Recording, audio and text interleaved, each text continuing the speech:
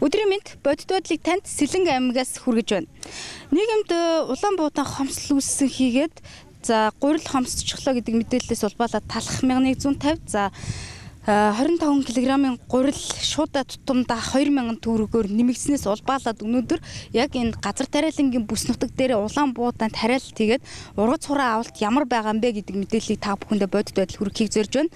За 2015 оны тухайд бол хөдөө аж ахуйн өхөнс хөдөө аж ахуйн ам бол 360 мянган га тариалт хийж энэ ондоо 465 мянган тонн Улаанбаатар хурааж авах тооцоотой байсан байна.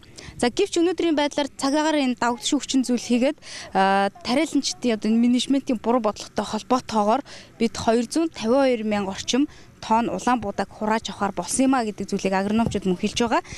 За харин энэ 252 мянган тонн Улаанбаатар гэдэг бол төлөвлөсөн хурааж авахар төлөвлөсөн Улаанбаатарын 53.7%, за нийт хэрэглээний 58% нь болж таарч байгаамаа. Тэгэхээр ямар ч байсан бид өнөөдрийн бодит байдал сурвалжлахаар цаашид өвөлдөө одоо гурилын үн нэмэгдэх үү, нөхцөл байдал чухам яагаад ийм хөх хурцдсан бэ гэдэг асуудлыг бэлтгэн хүргэхийг зорж байна. Анхаарлаа хандуулж байгаа танд баярлалаа.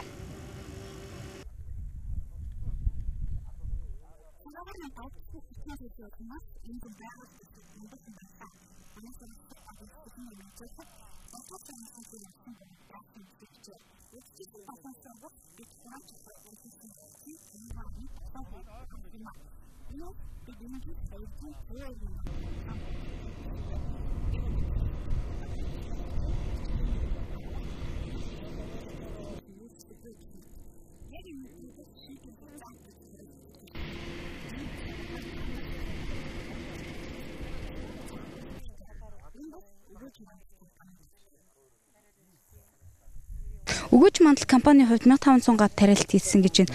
Ургац хураалтын ажил ихэлсэн үү? Ер нь хэдийн хэмжээнийхийг нь тоолсноос хурааж авч алдагдал ер нь ямар байхаар вэ?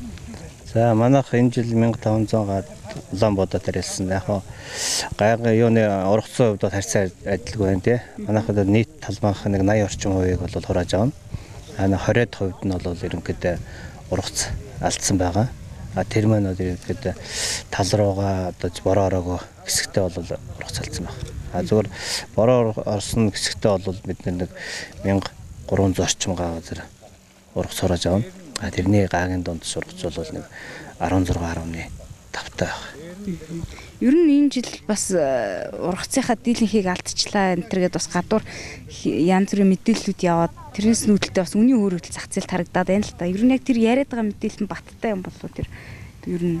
За тэр одоо хүмүүсийн алдсан талбайг бол бид нар мэдэхгүй шүү дээ. Бид нар өөрсдөө аж ахуйн хэмжээнд л яринэхээс одоо тэр улс орных, аймаг орн, сум орныхыг бид нар бол зөвөр ойрын орчиндөө харж байгаа сумын аж ахуйн зөвд хошоод сумын хувьд бол энэ жилийн одоо харьцангуй бас уулархаг өндөрлөг газраар бол харьцангуй байгаа. Ургацын хувьд бол сумын дундч ургац бол 13.2 энэ маань бол хураах ургац талбай. Зөвөр алдсан талбай бол нэг 4700 орчим гэдэг маань нийт одоо тарьсан талбайдаа бол ургацаа аваад өсгөх нь 8.2 центр ургац хурааж авах.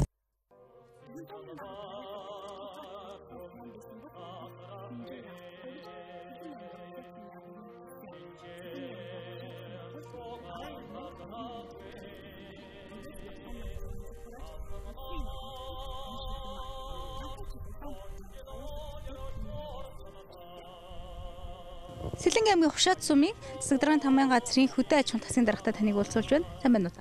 Сайн байна. Зуншлага ямар болж байна танаа нутагт? Ургацынхаа хичнээн хувийг хурааж авах уу? Болц ямар байна вэ? За зуншлага бороо хор багтаа халуун зам боллоо. Тэгээ одоо нэг нийт тариалсан талбайхаа нэг 65% 60% хурааж авна. Нэг төлөвлөсөн ургацынхаа нэг 65% авахар байна. За нийт 12061 газар Улаанбаатар тариалснаас 4457 газар нь ургац авах боломжгүй гэж хаагтлагдсан. За 7752 га талбайг бол одоо ургац хурааж авна. За энэ хураах талбайгаас 13.2 центнер буюу нийтдээ бол 9910 тонн Улаанбаатар ургац хурааж авахар төлөвтэй. Ургацын баланс гараад одоо ингээ ажиллаа эхэлж байна. Нөгөө талаас нь байгаль цагуурын нөхцөл байдлаас бас ургац алдлаа. Дээрээс нь энэ талбайгаа амраахгүйгээр будаа тариалснаас болж эрсдэл үүсэх нөхцөл үүсдэг гэдэг талаар та мэдээлэл. Тийм ээ. За сүүлийн хэдэн жил бол одоо бороо ор хэлбэгтэй цагаагаар тааламжтай байснаас болж одоо ургац бол доктортой ариу ургац авч ирсэн. Тэгээд энэ тариаламжт маань одоо бас шинэ залуу тариаламжт хэлбэг болсон цаг. Тэгээд ихээр одоо бас алт хонох юм гараад за гуурсан дэх тариаллаа, арабсыг их тариаллаа. Тэгээ инхээр зэрэг тариалах талбай маань одоо бэлдсэн уран чанараас шалтгаалдаг тийм одоо ургац маань хэлбэлцээд байна л да. За тэгээд одоо энэ жил уран шир тариалсан талбай бол бас гандах газараа гандсан. Ургац өгөх газараа бол найдвартай ургац өгж байгаа нь харагдаж байна. За гуурсан тариалсан талбай бол тэр чигээр ургац алдаж байгаа юм ажиглагдаж байгаа л да. Тэр бас цаг уурын нөхцөл байдал дээр нэмэх нь бас нэг технологийн буруу байдал ч гэдэг юм уу нөхцөл бас нөлөөсөн гэж ойлгож байна. Технологи гэхээс илүү менежментийн буруу нөхцөл одоо нөлөөлөд байна л. Тарьжгаар л урагчдаг гэсэн ойлголт одоо энэ шин залуу тариаланчдаг төрж байна. Энэ бол бас одоо цаг уурын байгаль цаг уурын хараат байдал эрсдэлтэй нөхцөл тариалдаг манай Монголын газар тариаланд тохирохгүй менежмент гэдэг нь одоо харагдаж байгаа л да. Танай нутгийн хувьд бол яг ийм байдлаар ургацаа алдаж байгаа хичнээн аж ахуй нэгж байна. За одоогоор 7-8 аж ахуй нэгж байна. За нэг доотлол нь 300 талбай тариалдаг. Дээдл нь одоо 2000 талбай өртөрөө тариалдаг. Ийм 7-8 аж ахуй. Нийтдээ бол манай суманд ч доктортой газар тариалангүй төр эрхэлж байгаа 22 аж ахуй нэгж энэ жил тариалт хийснээс одоо нэр үхээ тийм 8 аж ахуй нэгж ургац алдаж байна да. За баярлалаа.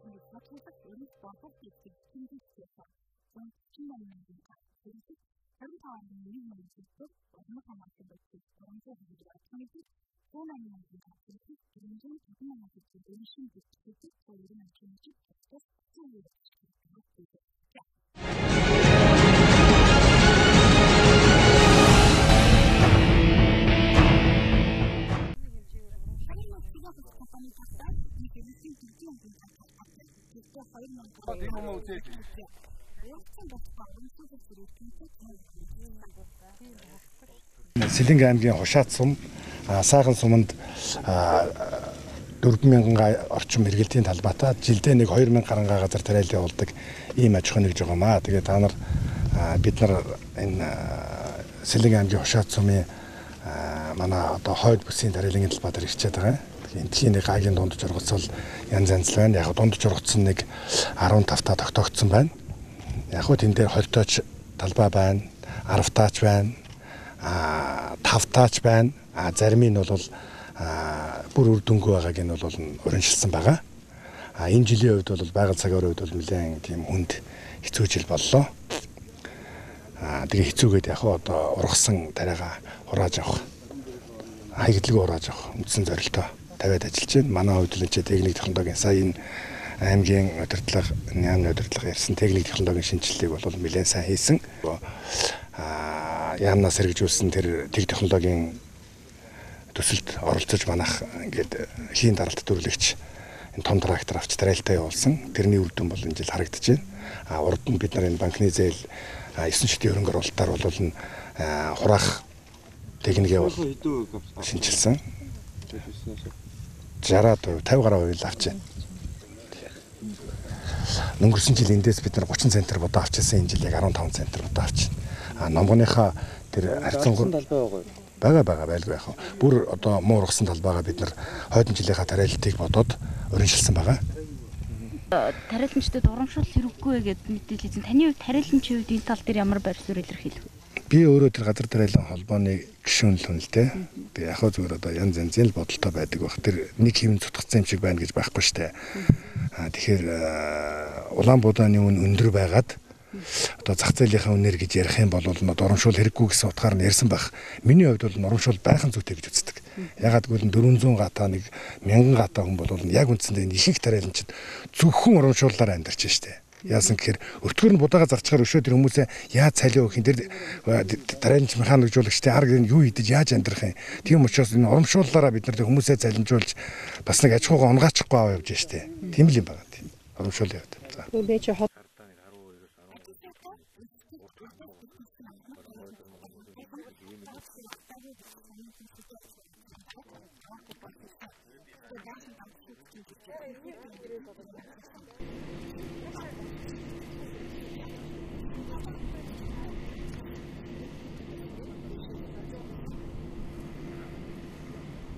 Гурилбудаа нэг айхтар өсчхоор тийм одоо хямрал хүндрэл бол гарахгүй л гэсэн юм байна. Гэхдээ бас их хэмжээгээр бол дутах бах. Манай аймаг гिचнэл одоо 200 гаруй мянган тонн Улаанбуудаа авдаг аймаг маань 120-ыг авчихаар шиг мэдээж хэрэг тэр хэмжээгээр бас улсын баланс нөөсөнд бол бас их хэмжээгээр дутах бах.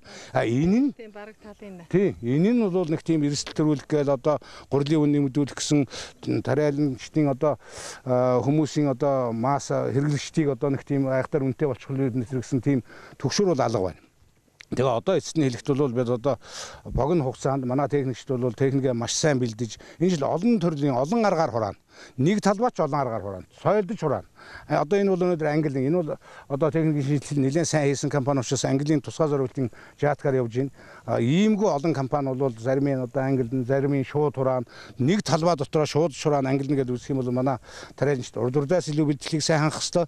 Ер нь намхан тарианд бол мотойлыг жаахан уршин тавина. Дээр нь ирмэн одоо нөгөө хуучин болон сайн тариаг шин самардж авдаг. Одоо энэ чинь бол хамж авна.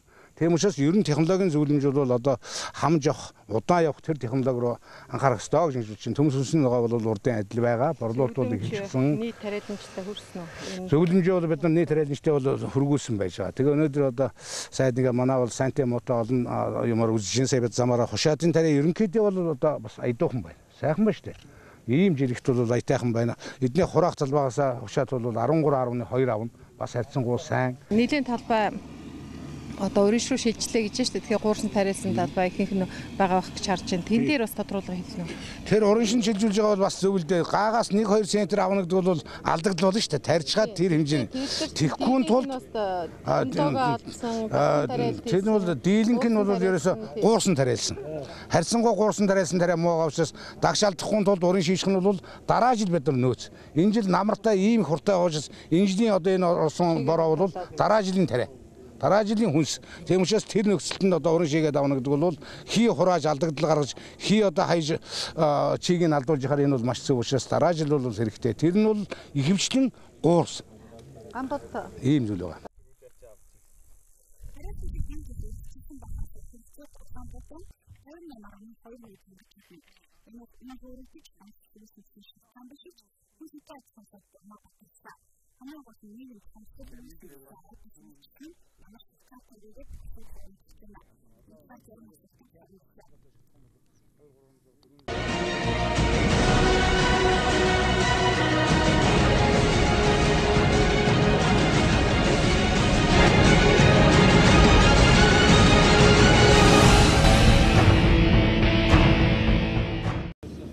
Өдрийн мэнд хэглэлүйц зочны ярилцлагаараа хүнс хөдөө аж ахуйн сайд Бурмаата таныг уулзуулж байна. Өдрийн мэнд төргий. Тэгэхээр одоо зах зээл нийт иргэдийн сонирхчийн асуултаас эхлэе гэж бодож байна л. Ерөнхийдөө талхны үн 1150, гурил 25 кг тутамдаа 2000 төгрөгөөр нэмэгдчихэж энэний код бол ерөөсөө анханаас газар тариалан холбооноос ургацынхаа 80%-ыг алдчихлаа гэж мэдээлснээс үүдэлтэй гэж бол хараад байгаа их сурвалжууд. Тэгэхээр хамгийн гол нь өнөөдөр хөдөө аж ахуйн ам бол ургацыг 600 мянган тонныг хурааж авна гэж тооцоолов. Одоо газар тариалан холбооноос бол 600 мянган тонныг хурааж авна гэж үзээд бид нар 80% нь алдна гэж мэдэгдсэн гэж яриад байгаа шүү. Тэгэхээр анх тооцоолж байсан авах ёстой будаа маань хэд вэ? За бид нар бол өрн шийсэн талбайдаа за бүхэн хөдөө аж ахуйн орон нутгад салбар аж ахуйн нэгжтүүдтэй судалгаа хийсэн үндсэн дээр гаргаж байгаа тоо тэр тооныхаа бол аавна гэж төлөвлөжсэн тооноос бол 53%-ийг авахаар байгаа даа. Тэгэхээр цаана яг төлөвлөжсэнээр бол 47%-ийг алдчихна. За нийт улсын хэмжээнд хэрэгцээтэй бид нар хэрэгэлдэг гурилынхаа хэмжээнд тэрэнд одоо хэрэгтэй Улаанбуудааныхаа хэмжээнд тооцох юм бол 58% нь авч байна. Цаанаасаа нэг 40 гаруй хувийг бол алдчихжээ шүү дээ. Тэгэхээр бид нэр энэ нөөцийг бол бусд их усрээр буюу импортоор ингэж оруулж нөөцлөн. Тэгэхээр бүтэн жилийн гурилын нөөцийг базаах энэ шийдвэрийг бол засгийн газраар оруулаад шийдвэрлүүлсэн. Тийм учраас бол иргэд санаа зовох хэрэггүй. Бүтэн жилийн гурил хийх Улаанбуудаа маань хангалттай нөөц нь бүрдэн. Тийм учраас энэ дотоодоос гадаадаас гурилны Улаанбуудаа нийлүүлэх учраас Улаанбуудаа 1-р гурилын үнийг бол бид нар энэ жил 850-аар бөөний үнийг барьсан бол энэ хэмжээндээ барихыг зорж байна. За мөн талхыг бол 1100 одоо барьсан тэрийг хэмжээнд барихыг хүсэж байна. Саяхан бас нэг хэсэг хугацаанд бол зориудаар бас ийм арга хэмжээ хийж за үүний цаана бас өөрсдийнхөө нодон жил хурааж авч гурилын үйлдвэрүүдэд тушаасан гэж хэлчихэд тушаагаагүй авч үлдчихэд энэ жил бас спиртийн үйлдвэрүүдэд тушаасан тэр үедээ үн нэмж бас зориудаар үн хөрөгдөж хомсдол үүсгэн их хэмжээний үн хөрөг зарах гэсэн ийм яваргүй оролдлого цаана байсан юм билээ. Орон нутгатайгаа бол байнга ажиллаж байгаа. Хагас бүтэн сайнгүй ажилладаг ургацын комистэй. Ургацын комисс маань бол бүх тариалан одоо энэ тариал эрхэлж байгаа аж ахуйн нэгжүүд бол энэ орон нутгад ажиллаж байгаа манай хөдөө аж ахуйн газрынхантайгаа бол бүгдээрэнд нь холбоотой мэдээлэл авдаг. Энд явц донд бол цаг агарын мэдээ ямар байна, энэ мэдээ зөрж гин үү, байдал тухайн үед ямар байна гэдэг дээр үргэлжийн мэдээлэл авч байгаа учраас тухайн үед нь шуурхай арга хэмжээнүүдийг авч ирсэн. Тэрэн тухайлбал 5 сард бид нар засгийн газрын энэ асуудлыг оруулаад за холбогдох яамдад нь бол даалгаврыг өгүүлсэн. Тухайлбал энэ үүлэнд нөлөөлөх хэмжээний одоо бороо оруулахын үйл ажиллагаа явуулах зайлшгүй шаардлагатай болох нэ. Тэгэхээр энэ сүмний нөөц болон бусд үйл ажиллагааг анхаарахыг байгаль орчны яамд даалгаад за мөн онцгой байдлын комиссд даалгаад хүнс үдэ аж ахуйн яам болон салбар байгууллагуудад нь юу хариуцах вэ гэдэг энэ ажлуудын даалгаад энэ хуурийнхын дагуу үйл ажиллагаа явуулж байна. Тэр 6 сард мөн одоо бид нар засгийн газраар энэ асуудлыг оруулсан. Хэдийгээр одоо миний харьяалах асуудал биш ч гэсэн би бас энэ сумны үүлэн зориудаар нөлөөлөх сумны нөөцийг бүтэн жилээр нь бүрдүүлэх энэ мөнгөний асуудлыг засгийн газрын ээлж тус суралдаанаар оруулж шийдвэрлүүлээ. Газар дээр нь очиж бас энэ аппарат нь ажиллаж байна уу, хүн хүчнийх нь мэргэжлийн ажиллах чадвар нь ямар байна, яг мэргэжлийн хүмүүс нь ажиллаж байна уу, газар дээр нь очиж шалгах гэх мэтлэн энэ үйл ажиллагаануудыг тогтмол явуулж байна. Тэгээд би дахин хэлэхэд бол энэ цаг ууртай холбоотой асуудал дээр бол бид нар манайхан бол хэрэглэгч яг манай яамны харьяа биш. Гэхдээ яг энэ асуудал дээр байнгын анхааралтай, байнгын одоо энэ дээр санаа тавьж ажиллаж байгаа. Тэгэхээр бид нар цаг уурын станц руу тариаланчтаас за иргэдээс манай салбарынхнаас ирүүлж байгаа мэдээлэл асуулгыг байнга явуулна. За сум хөрөлцөө байсан байна. Төвийн нутгуудаараа татааш гэсэн тэднийх бол бас яралтай хэмжээнд татсан. За бүтэн жилийнх нь сумыг татуулаад 7 сартаа багтааж орж ирнэ гэсэн орж ирсэн байна лээ. За мөн одоо гэх мэтлэнгийн араас нь байнга хөөцөлдөх ажлуудаа хийгээд ингээд ажиллаад явж байна. Нүүдлээс будаа импортлох нь бол тодорхойлчлаа. 106 мянган орчим тонн будаа бол дутна гэж үзээд байгаа ш. Тэр энэ хэмжээний будааг бол импортлно. Харин энэ Орос улбаны улсаас импортлж байгаа будаатай холбоотой цацрагийн бохирдолд орсон ч гэдэм үү мэдээлэл яваад байна л. Үнэхээр тийм байд юм. Үнэхээр бид тэрийг за энэ бол бас энэ олон улсын самтын ажиллагаанд СУ цолох хүсэл мэдээлэл гаргаад байна л. Энийг бас нотлох баримттай хэлэх хэрэгтэй. Гэхдээ хүнсний аюулгүй байдал талаас бас төрөөс анхаарал тавьж байгаа юм чи энэ дээр хяналт тавилгүй яах вэ? Тэгэхээр өмнө нь бол гурилын үйлдвэрүүдэд нь тус тусд нь код өгөөд импортоор будаа оруулж ир гэдэг байсан. Бол одоо бол бид нэр өөрсдөө энэ яам энийг нэг цонхны бодлогоор оруулж ирнэ. Чанар дээр нь ч баталгаа гаргана. За мөн үнэн дээр нь ч гэсэн хямд байхыг зорж байна. Тэгэхээр тариаланчтаасаа илүү үнэтэй Улаанбуудаагийн заруулах бодлогыг бид нар дэмжиж ажиллана. За импортоор илүү хямд будаа оруулж ирнэ. Чанартай байхыг бид нар баталгаа гаргана. Энийхээ дүүцүүлэн бид нар дотоодын тариаланчтаасаа хэр зэрэг Улаанбуудаа худалдаж авна.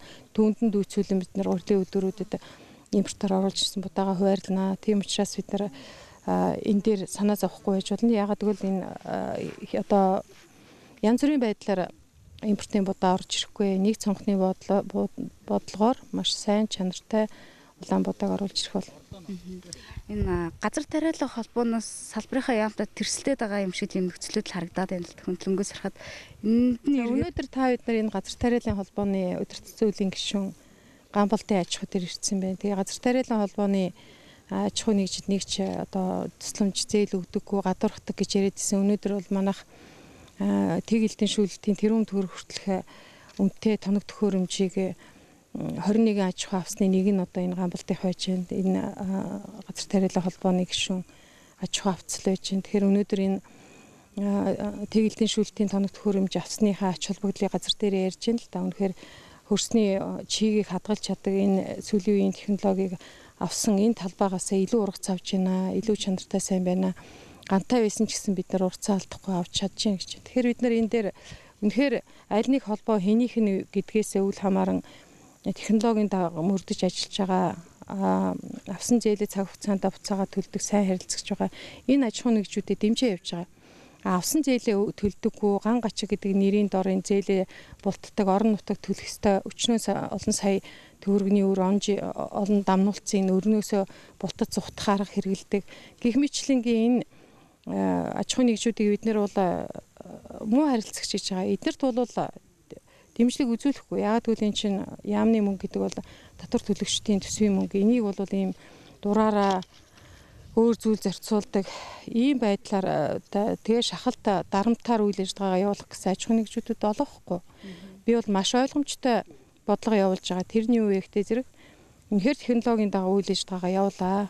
Тэрэнд аль холбоо хэн байна, үл харгалзан аль намын гишүүнчлэлтэй байх нь үл харгалзан би дэмжлэг үзүүлнэ. Манай яам дэмжлэг үзүүлнэ. Үнэхээр энэ үр зээлээ цаг хугацаанд төлдөггүй, технологийн дагуу үйл ажиллагаа явуулдаггүй ийм байх юм болов үгүй ээ. Ийм л ном дүрм журмаар явж байна. Тэгэхээр зарим нэг компани ч гэдэг юм уу, хувь хүний ашиг таны бодлого таалагдахгүй байгаа учраас эргээд нийгмийг төрхрээд нэг юм улс төрийн тоглолтыг даамшигддаг. Үгүй яг та өмнө нь сайдын зөвлөх гэдэг нэрээр дураараа сайд яамны нэрийн өмнөөс чигтэй будаага, цавуулг нь хөрөхгүй будаага, чанаргүй будаага шахдаг. Үр зээлээ хүчингү болгуулдаг. Илүү одоо хөнгөлөлт давуу талыг олдог байсан. Тэр нь алга болчихоор бухимдчих яахгүй. Тийм байдлыг үзүүлэхгүй. Тэгэхээр бүгдэнд нь адил тэгш дүрм үйлчлэнэ.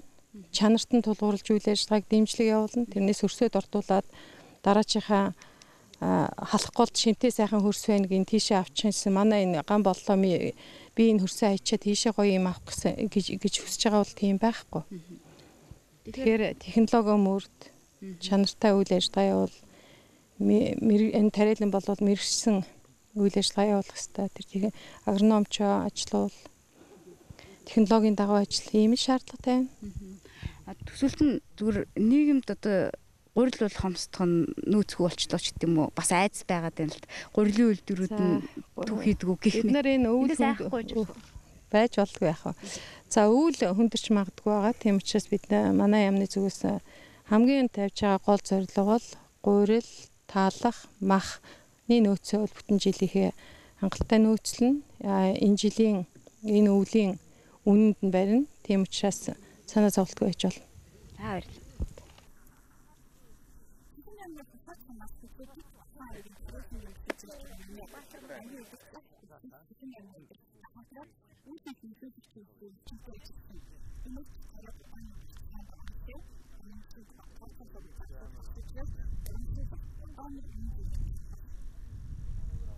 За танай компанийн хувьд хичнээн гад тариалт хэдэн тооныг хурааж авахаар тарианы будааны маань болцсон юу ямар байна? За энэ жил манай компани 1000 гад тариалт хийсэн. Улаанбаатар тариалсан. Гаагаас тэгээд одоо нэг ямар ч гэсэн 20 орчим байх болов. Гэхдээ бас одоо энэ чинь тариа хурах бас болоогүй байна. Тэгээ байгалийн эрсдлүүд бас байна тийм ээ. Тэгээд ер нь бол 20 орчим л гэж одоо бидний тооцоогоор үзэж байгаа. Тэгээд энэ жил одоо тарианы болц бас харьцангуй хурдан байна. Тэгээ манайх чинь энэ жил нөгөө Алтан тариа компани бордоо оруулж ирж одоо биднэрт бас тусалсан. Тэгээ бордооны үр дүнд бол ер нь тарианы болцол маш хурдан байгаа. Энэ жилийн тухайд бас нөгөө цаг уурын эрсдэлтэй нөхцөл байдал бас байсан те. Тэгэхээр ерөнхийдөө улаан будааны үн ер нь ямар байх бол өнгөрсөн жилийн үнэ барьж чадах болов? Ер нь миний бодлоор бол Улаанбаатар өндөр энэ жил бол өндөр байх болоо гэж бодож байна. Яг тэгэхээр одоо бид нар чинь энэ газар тариалан маш их хөрөнгө оруулалт хийгдсэн байгаа. Өчнөө техникүүд авсан байгаа. одоо жижиг дунд том гэлтгүү бүгд маш үнэтэй техникүүд авцсан байгаа. Техник өнөөдөр ямар үнэтэй болоо зах зээлийн аншаар тийм ээ. Тэгэхээр ер нь будааны үн өндөр байх болов гэж бодож байна. Тэгээ тэгжиж бид нар энэ балансыг оруулахгүй будааны үн хэрвээ бага тогтчих юм бол бид нар эргээд баланс орохгүй бас л нөгөө юунда алдагдлалд орно. Бас л нөгөө шатны хичээл шатгах ийм аюул нүүлж байгаа. Тэгэхээр ер нь бол болж игэл будааны үн өндөр байвал бид нарт бас нөгөө гаргасан зардлаа бас нөхөх тал дээр бол бид нарт их тус тэмтэй гэж бодож байна. Гантаа нөхцөлд одоо тооцоолоогүй зардлууд айгүй их гарлаа. Одоо зөвхөн царцааны хооронд дискац хийхэд л бараг 80-аас 90 сая төгрөг ингээ орж энэ маань будааны үр төдий чинээгээр өсөө явж байна гэсэн үгтэй. Яг нь нодлон бол манайх 43 центнер авч байгаад манай будааны үртэг нэг 220 төгрөг байсан. Тэгэхэд 43 центнерийг талд нь аваад үзэхэд 20 центнер дайлын будааны үртэг ямар байх вэ гэдгийг ойлгох. Будааны үртэг бол компани болгон дээр өөрөөр гарч байгаа болов уу гэж байна. Одоо гадуур яриад байгаа юм зөвхөн 350 төгрөг мөн гэж яриад байгаа асуудал бол зүгээр хаглал тариагаа болцсон аж ахуйн нэгжлэр бол тэгс гарч байна. Яг технологио барьж байгаа аж ахуйн нэгжлэр бол бас зардал бол өндөр гарна. Үндсэндээ нэг 500-600 төгрөг будааны үртэг манай компанид бол гарах л байна. Өнгөрсөн жил чинь 550 мянга байсан тий. Ер нь бол 550 мянган төгрөг зарласан боловч гурилан үйлдвэрүүд одоо манай компанийн жишээн дээр ярихад 450 төгрөгөөр л өгсөн. 450 төгрөг. Тэгээ үндсэндээ та бүгд мэдж байгаа нь гурилан үйлдвэрүүд өнөөдөр будааны үн гурилан үн 1000 болчихсон байна. Нодлонгийн биднээс авсан 450 төгрөгөөр авсан будаагаар гарч байгаа гурил шүү дээ энэ чинь. Тэгэхээр асар их үнэн зөрүү байгааг та бүгд ойлгож л байгаа хэрэг.